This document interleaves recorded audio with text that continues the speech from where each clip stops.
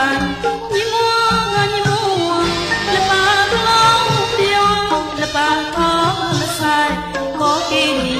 xa quên muộn tàu áo nhóm kia cháu tay bờ cao có cái chân núi và là cha mà thảo nhị mua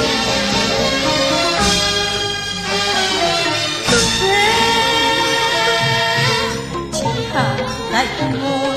nhát ta đại môn hót nô quan lưỡi to cao mũi tích lệ thật to dòng ca tôi đi to có tiếng rong vang muôn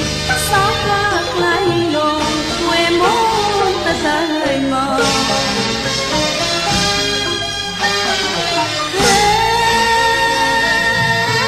chỉ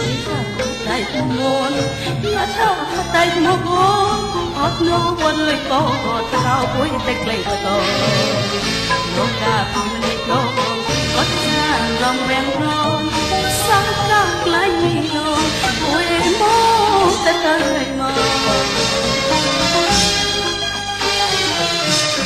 đắp đi khơi nhầm mơ quê môn chạy tao soi ra nhầm lên là bao đi là có buồn tròn tròn cô là nhà quê xóm qua nhìn xa xa tăng và nhìn xa xóm qua không cao tăng